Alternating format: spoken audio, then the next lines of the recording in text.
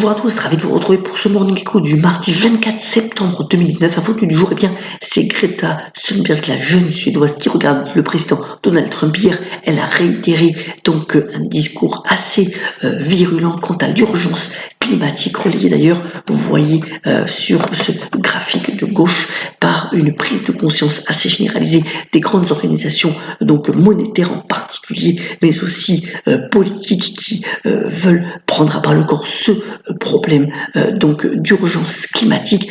Sur le graphique de droite, vous voyez que les coûts liés aux dégâts sur le changement du climat sont de plus en plus significatifs, notamment sur les assureurs. Voilà donc un thème de société qui sera présent pour les prochains mois et les prochaines années. D'ailleurs, le président Macron, hier à la tribune également de l'ONU, a réclamé des actes de plus en plus concrets, notamment pour revivifier l'accord de Paris sur le climat. Dans un contexte aussi, vous voyez, où les marchés boursiers finalement ont été assez stables aux États-Unis, plus en baisse en Europe de l'ordre d'1%, c'est essentiellement dû au fait que l'activité manufacturière dans les usines, en particulier en Allemagne, continue de baisser. On est sur un plus bas de 7 ans.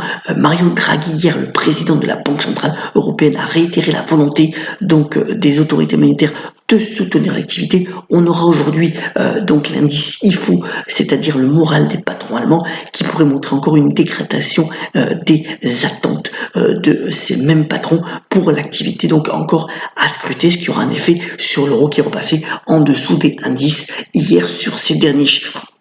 Autre point aussi sur les monnaies, c'est la prise de conscience, là encore, des banquiers centraux de créer des crypto-monnaies qui soient validées et dirigées par ces banques centrales, alors que la Libra continue d'avancer ses pions. C'est pas encore validé, mais enfin la monnaie de Facebook continue finalement d'essayer de s'imposer. Le Bitcoin, lui, est en légère baisse. On est en dessous des $10 000 ce matin. On pourra pas encore une baisse plus significative dans les jours à venir, mais vous voyez que le graphique de droite démontre que finalement, à travers les différents pays, nous, consommateurs ou citoyens, sommes de plus en plus enclins à posséder ou à utiliser ces crypto-monnaies. Donc voilà, là aussi un thème de société majeur qui arrivera dans les prochains mois.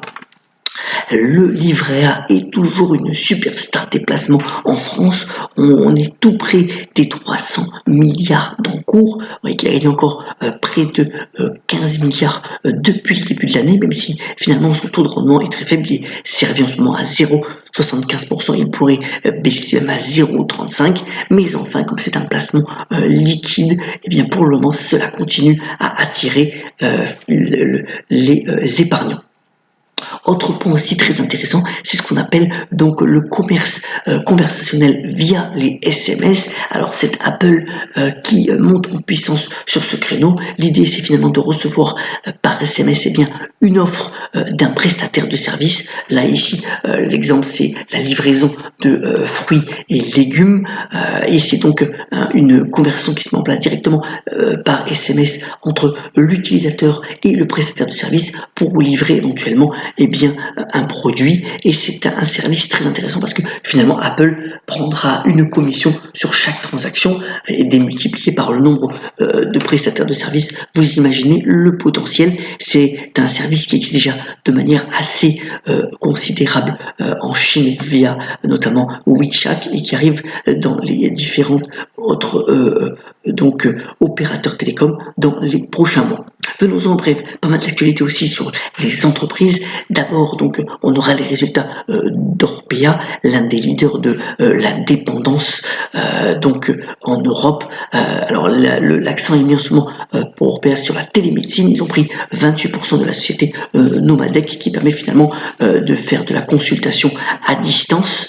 Vous voyez que Orpea a doublé en 5 ans et les perspectives s'annoncent encore prometteuses pour les prochains mois. Retour à la case départ, en tout le cas au niveau de la performance boursière pour Netflix. Vous voyez qu'on est revenu exactement au cours de bourse du 1er janvier. C'est dû au fait que la concurrence s'exacerbe sur la vidéo à la demande, même si Netflix tente par ailleurs d'investir pour pouvoir préparer le futur, eh bien, les investisseurs doutent un petit peu sur la capacité donc de Netflix de véritablement recréer de la croissance, et donc les résultats donc du troisième trimestre qui seront publiés début octobre seront scrutés de près, affaire à suivre bien entendu. Et Verallia, donc l'ancienne filiale de Saint-Gobain, donc qui est un verrier, s'introduit en bourse. Alors l'idée, c'est d'avoir d'émettre donc des actions pour un montant qui valorise la société finalement entre 3,3 et 3,5 milliards d'euros. Vous voyez que c'est une valorisation qui reste pas trop chère. Le prix d'introduction est entre 26,50 et 28,50, avec toujours des très bonnes perspectives pour l'embouteillage, quand on voit par exemple les perspectives de développement de Pernod Ricard ou de Diageo dans les spiritueux, et on peut compter que Verallia, c'est une belle valeur de fonds de portefeuille qui peut être intéressant donc de souscrire à cette introduction en bourse.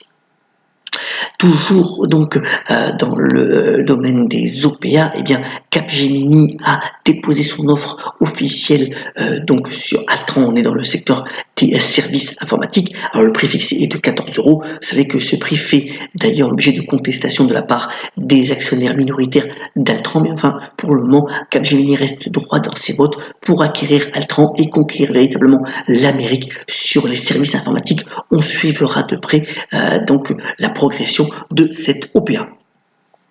Facebook aussi fait une acquisition assez intéressante. Alors, c'est beaucoup plus petit. On est là dans une transaction entre 500 millions et 1 milliard de dollars. C'est un projet pour le moment pour acheter donc ce qui s'appelle CTR Labs. L'idée, c'est à partir donc d'un bracelet de pouvoir, finalement, convertir via ce bracelet certaines activités du cerveau en données virtuelles.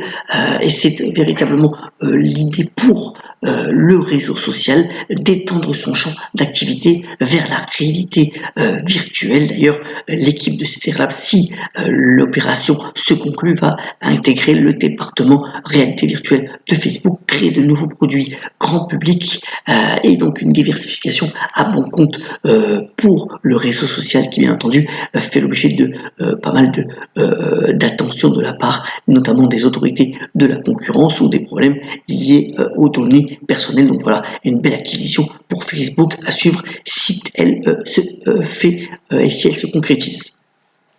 On est à 15 ans de Plus belle la vie. C'est véritablement une émission qui a eu un succès assez important. Ça fait 4000 épisodes, 3 millions de personnes suivent donc Plus belle la vie le soir sur France 3 sur les coups donc de 20h30. Vous voyez que on est quand même à 260 épisodes par saison.